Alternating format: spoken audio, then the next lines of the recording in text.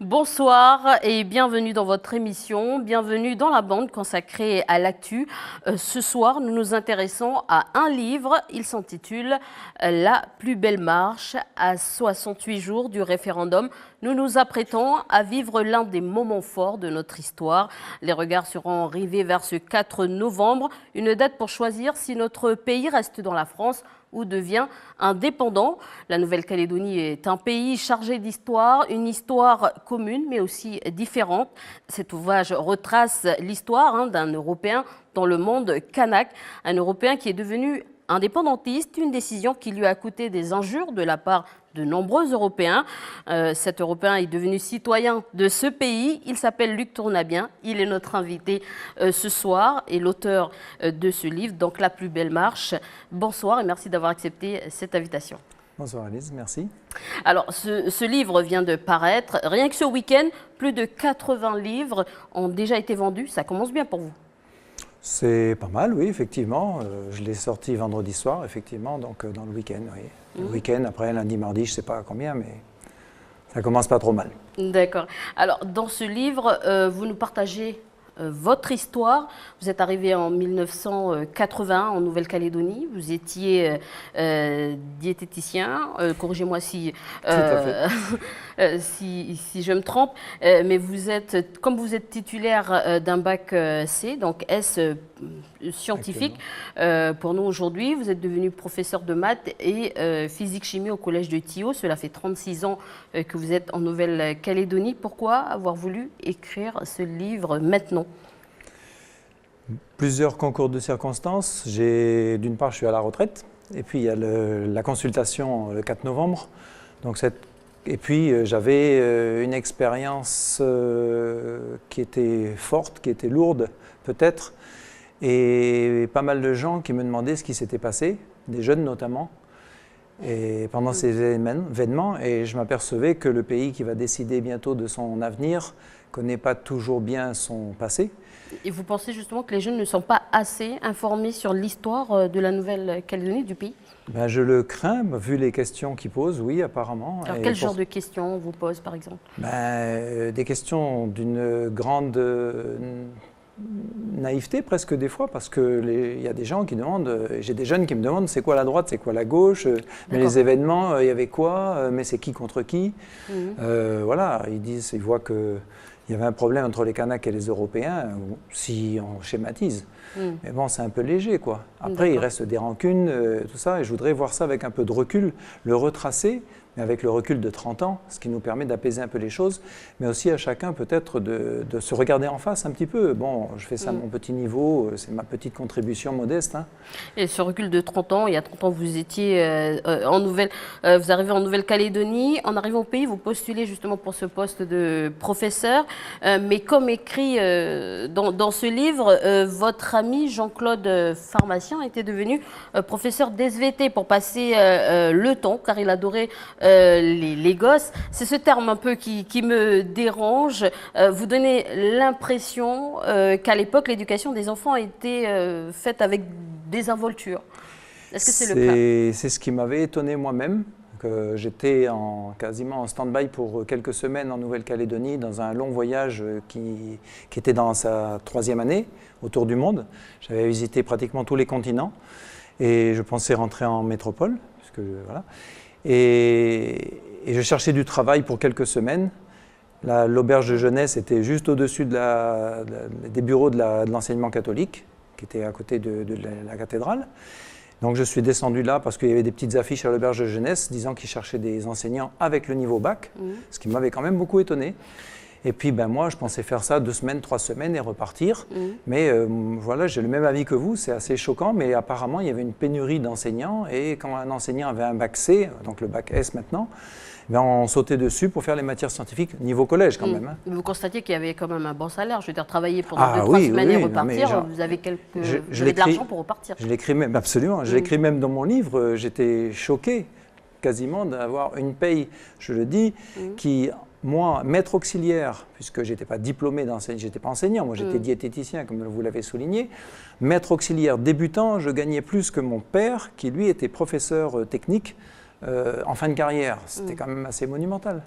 Et puis justement, comme on parle du collège de Thio, je vois dans votre livre, vous avez écrit j'ai beaucoup appris. La salle des profs bourdonnait de critiques des abusés, de plaisanteries acides sur le niveau et l'enthousiasme de nos élèves. J'ai eu quelques peines à m'y retrouver. Donc pour résumer vos écrits, les professeurs se moquaient des élèves kanak à cause de leur niveau.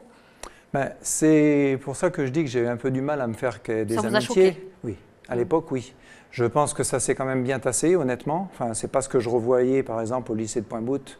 Je voyais une atmosphère beaucoup plus professionnelle parce que là, on avait affaire à des professionnels qui étaient formés. Au collège de Thio, c'était des gens qui débarquaient comme moi. D'un autre univers qui ne comprenaient pas bien, je le dis, qui avaient des obstacles mal identifiés, notamment la façon de parler le français, tout ça, et qui est un peu décalqué de la langue par les gosses à l'origine. Et si on ne connaît pas leur langue, ben, on ne comprend pas pourquoi ils font des phrases qui nous semblent tordues. Donc c'était tous ces obstacles-là, il y avait une inadéquation flagrante entre les enseignants et également les programmes d'ailleurs, et les élèves, quoi. Alors, juste pour rappeler, on a quelle période à peu près pour rappeler à nos téléspectateurs? J'ai enseigné de 81 à 85. Et depuis, ça a changé aujourd'hui? Je veux dire, les programmes, pas trop, à la marge, parce que la compétence éducative, quoi qu'en disent les médias et un certain nombre de politiciens, la compétence éducative, elle n'est pas transférée. Mais il y a quand même l'enseignement de la culture kanak. Oui, mais bon, c'est aux marges. Mais l'ensemble des programmes reste les programmes français, l'ensemble des diplômes reste les diplômes français, l'ensemble des inspecteurs du corps inspecteurs reste celui de la France. Et les méthodes, les horaires, voilà, tout alors est justement, ce week-end, par exemple, il y a la fête de l'école calédonienne. Ce n'est pas une occasion de répondre justement à ce changement? Vous savez, j'ai chez moi une pile qui doit faire au moins 30 ou 40 cm de haut, de livres, de rapports, de colloques au fil des 30 dernières années, et pour des changements assez minimes. C'est pour ça que c'est une des raisons, l'enseignement pour lesquelles je suis résolument indépendantiste, parce que si on veut vraiment prendre les choses en main et faire une école qui soit adaptée au pays, il n'y a pas 36 solutions, il faut changer les programmes, donc il ne faut plus que ce soit la France qui dirige tout ça. Alors, on a parlé de l'enseignement. Pour revenir à votre livre, parlez-nous de votre expérience avec les événements. À Thio, sur le terrain? Oui, à Thio, sur le terrain. Il y a beaucoup de choses à dire.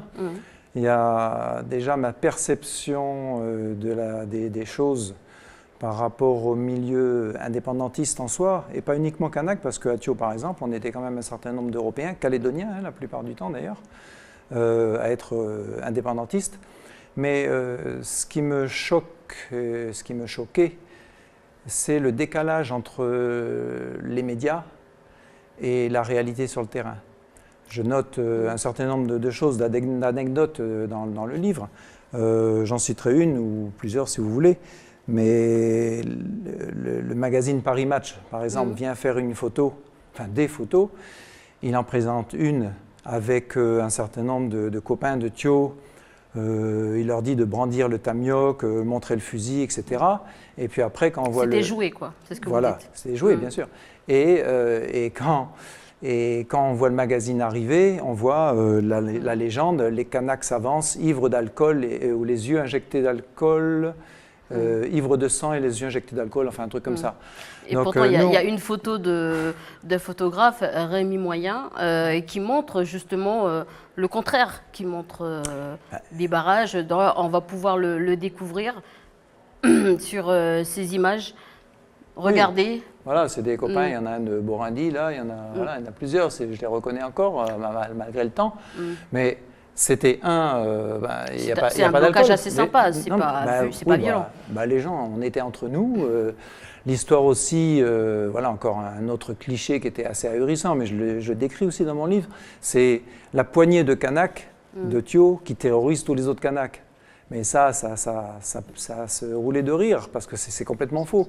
Et les élections ensuite municipales, 6 mois plus tard, ont bien montré que l'immense majorité des Kanaks étaient indépendantistes. Ils ont voté un maire Palika. Et justement, nous arrivons bientôt, nous sommes à 60 jours du 4 novembre. Pensez-vous que ça va chauffer en Nouvelle-Calédonie au lendemain du 4 novembre, à Thio par exemple? Ben, si le non au lendemain l'emporte. au lendemain du 4 novembre, je dirais en boutade que si le oui l'emporte, ça risque de chauffer à Nouméa, oui, parce qu'il y a des gens qui voudront faire sécession, par exemple. Les milices d'extrême droite, elles dorment maintenant là, parce qu'elles estiment que, bon, que c'est sans doute gagné. Mais pourquoi on met toujours la pression du côté kanak? Les Kanaks vont faire des problèmes, etc. Mais si le non l'emporte. Mais enfin, pendant les événements, il y a quand même eu beaucoup plus de morts Kanaks que de morts à droite, on va dire. Si Et il ne faut pas renverser la tendance, quoi. La réalité, elle n'est pas contre les Kanaks. Et les milices, les événements, ils n'ont pas été créés par des gens illuminés qui tout d'un coup se sont dit tiens, je vais m'amuser à faire des barrages. Il y avait des causes. C'est les Kanaks qui demandent l'indépendance. Ben, ils demandaient l'indépendance, mais l'indépendance est un moyen d'arriver à la préservation de leur vie, à la préservation de leur civilisation. Et un certain nombre d'Européens accompagnent ça en disant que c'est aussi une question de dignité collective de diriger, de gérer soi-même ce pays. Alors, on revient justement dans votre livre, parce que c'est l'actualité du jour. En page 16, il est écrit « Le 10 mai 1981, j'ai compris que ce pays est nettement plus à droite que la métropole ». C'est là que vous décidez de militer pour les Kanaks? Non, non. Déjà en 81, moi j'étais prudent. J'arrivais, je ne m'immisçais pas dans les affaires du pays plus qu'il ne se devait d'aller voir les parents d'élèves, encourager les gosses, etc. Non, en 81, ça m'a quand même assez stupéfié, effectivement, de m'apercevoir, mais ils sont où les gens de gauche, quoi. Pourtant, dans l'arrivage constant de gens de métropole, il y avait autant de gens de gauche que de droite, puisqu'à l'époque, c'était à peu près 50-50, puisque Mitterrand avait été élu, comme vous le soulignez. Mais je me disais, mais ils sont passés où, tous ces gens-là? Petit à petit, en fait, ils virent à droite. Ils virent à droite parce qu'ils sont sous la pression d'un microcosme de Nouméa, dans les entreprises, dans la vie sociale, qui fait que c'est assez insupportable de développer des idées plus sociales, on va dire. Pour revenir à votre histoire et pendant justement les événements, vous connaissez, vous avez connu votre compagnante Élise, qui est métisse kanak et institutrice. Bon, on va parler aussi de cette séparation avec Catherine, donc la femme que vous êtes, dont vous êtes arrivée de la métropole. Donc, est-ce que c'est une relation compliquée? Car certains de vos proches et amis ne voulaient pas que vous restiez justement avec une kanak. Ah oui, ça c'est une anecdote que je cite, qui est assez violente. Non, dans la vie de tous les jours. De toute façon, vu qu'un certain nombre d'Européens m'avaient tourné le dos, ce que je dis aussi, je vivais beaucoup plus avec le milieu mélanésien, kanak, que le milieu européen. Donc non, ce n'était pas du tout compliqué. Non. Alors, je vous pose cette question parce qu'on va écouter José Louis Barbançon, donc, qui est historien, sur ce fameux point. Nous l'avions interrogé lors de notre émission Bienvenue dans la bande, consacrée au feuilleton sur le gouvernement Tjibaou. À chaque fois qu'il y a un blanc de ce pays qui va vers les Kanaks indépendantistes, il est rejeté par les autres blancs. C'est ça le message qui y passe. Et le message qui est de dire, c'est un message qui est très simple, c'est de dire les blancs, ils ne veulent pas de nous. Et donc je dis, il faut faire attention, et je dis aux Calédoniens, il faut faire attention quand on vous demande de faire un non massif, etc. Comment est-ce que les choses sont perçues? C'était le cas pour vous? Ah oui, du côté des Européens, oui, bien sûr. J'ai eu quelques personnes, je me suis fait tirer dessus, j'ai eu des inscriptions sur mes murs, j'ai eu quelques insultes, effectivement. Mais ce que moi j'aime beaucoup, M. Barbançon, je le cite à plusieurs reprises dans mon livre, et je dis d'ailleurs de lui que c'est un Calédonien objectif et de bon niveau, et que du coup, cette objectivité, on fait de lui quelqu'un qui est un mec, comme on m'a dit, un mec à kanak, un socialo, et comme lui, vous êtes d'accord sur... il dit qu'il faut faire attention aux non massifs. Tout à fait. Regardez, dernièrement, à l'élection du président du Congrès, non, attendez, oui. Il y a des personnalités qui ont dit je ne voterai jamais pour un indépendantiste, mais ça a été perçu par le monde kanak comme un ostracisme, juste parce que, grosso modo, parce qu'il est indépendantiste, mais aussi, surtout, on va dire kanak. Et savez que si quelqu'un est valable dans le camp adverse, ben, on va surtout pas voter pour lui. C'est un clivage idiot.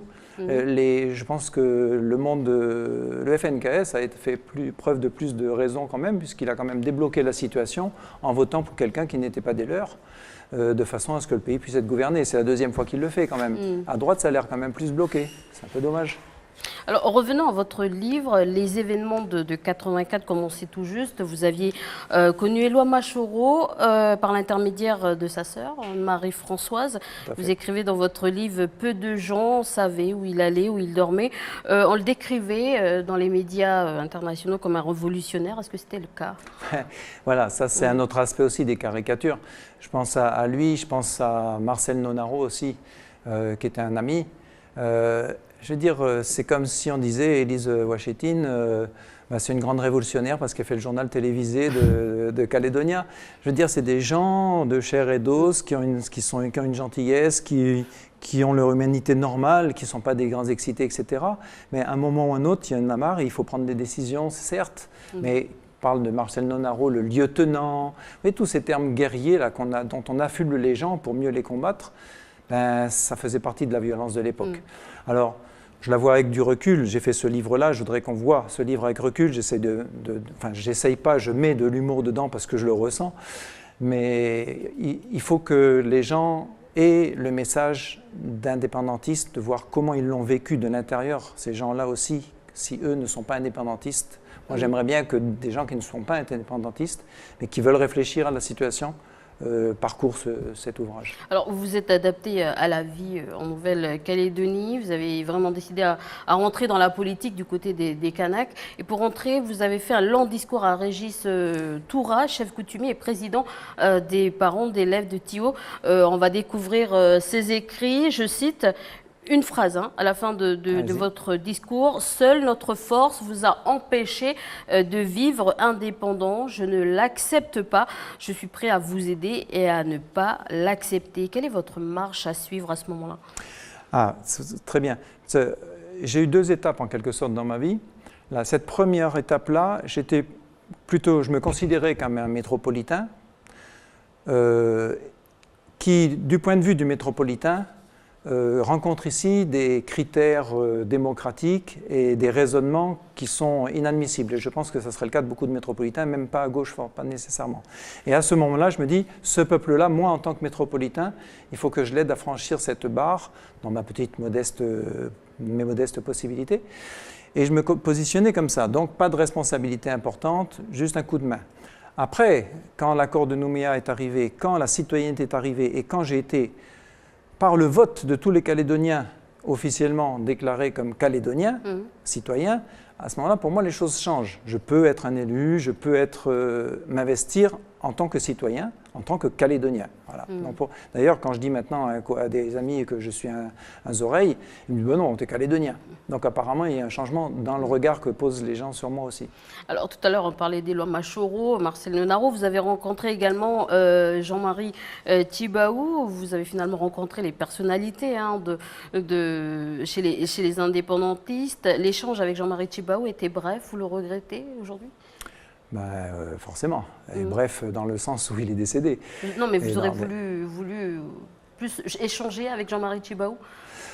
On n'y voit pas beaucoup de conversations dans votre livre. Oui, c'est pour ça que je demande, est-ce que vous le regrettez aujourd'hui? Parce qu'au début, je me positionnais plutôt comme je vous disais tout à l'heure, comme un accessoire, une aide. Et non, je ne voulais pas intervenir, me mettre à un haut niveau, me proposer un niveau. Et puis, il y avait Jean-Marie Tjibaou, il avait quand même, pas une génération avant, mais un petit peu quand même, il était déjà entouré d'un certain nombre de gens, de compagnons de route qu'il avait depuis 10 ans, 20 ans. Moi, j'arrivais un peu plus tard, quoi. Donc, j'admirais beaucoup son éclairage sur la vie, philosophiquement, c'était quelqu'un, tout le monde le dit, Alors, concernant les événements, on va dire que tout semblait un peu touffu, tout éclaté. Et il y a ce passage, nous avons organisé des équipes munies toutes de talkie-walkie et parfois de fusils qui tournaient nuit et jour. J'avais pour nom de code Kikodé. Tchitchande, d'accord, vous le prononcez mieux que moi. Martin, pêcheur en langue de Tio. Sans formation, vous avez contribué à une opération commando? Non. Ah, non, lisez bien, oula. Non, mais justement, je pose la question Oui, pour tout être à fait. précis. Non, c'était simplement après la mort des lois. Quelques jours après, il y a eu une explosion, il y a 4 bateaux qui ont sauté dans le petit port de Thio. Des bateaux de polypêche, c'est un peu un dommage d'ailleurs. Et on a soupçonné fortement des milices d'extrême droite, puisque c'était des bateaux qui avaient servi à Eloi pour passer vers Canala, notamment. Et à partir de ce moment-là, ce n'était pas des milices actives, c'était on se disait, si jamais on est attaqué, il faut qu'on puisse ne pas se faire massacrer et réagir. Donc on avait surtout des talkie-walkie et quelques-uns avaient des fusils aussi. C'était tout. Et en plus, comme je l'écris dans le livre, d'ailleurs, on n'a jamais rencontré le moindre adversaire. Alors, dans ce livre également, beaucoup de chiffres.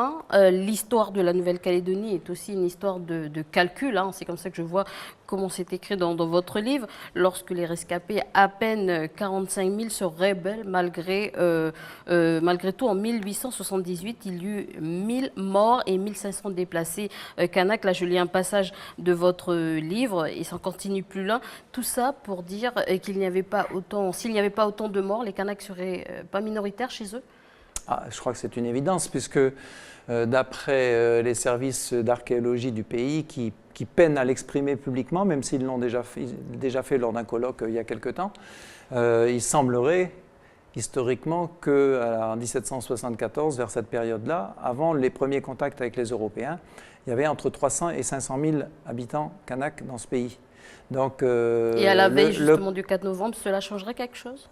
Il semblerait, oui.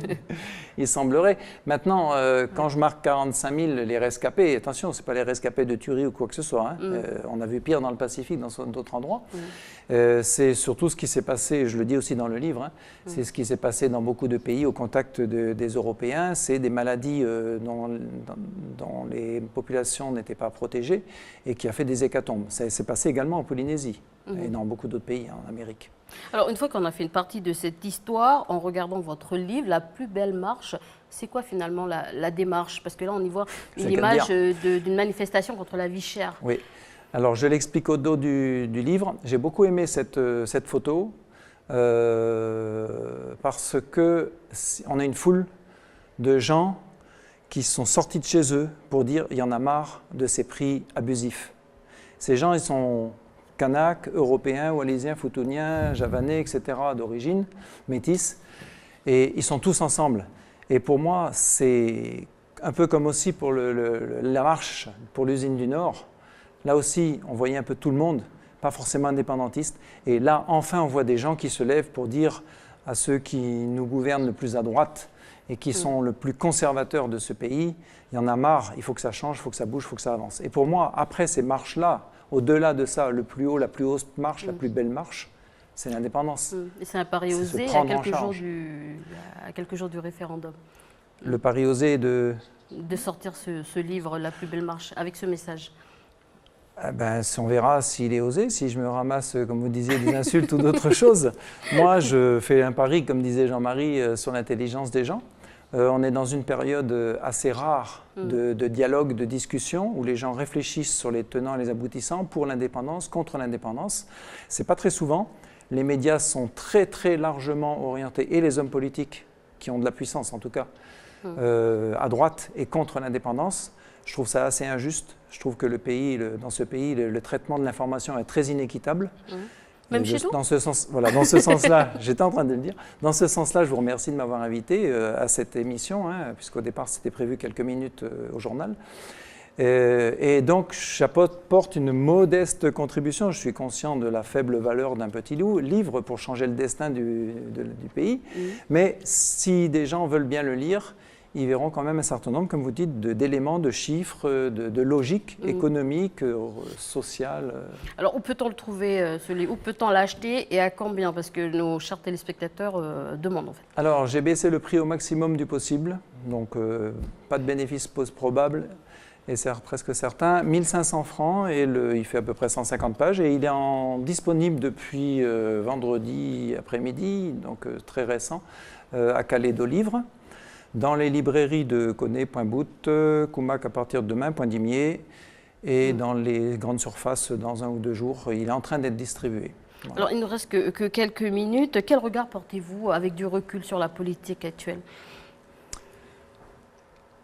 Ben, on a toujours une politique de droite qui a tendance très conservatrice. Celle qui est plus centriste fait un peu semblant de l'être, mais n'attend qu'une seule chose, c'est que le oui l'emporte pour faire rentrer 35 000 ou 40 000 métropolitains dans les listes électorales pour qu'ils puissent tous voter. Il y a toujours cette distinction entre les deux blocs. Ben, moi, je voudrais qu'on s'unisse, qu'on fasse un pays, qu'on s'unisse entre Calédoniens et qu'on développe la culture, le pays, les cultures aussi dans les...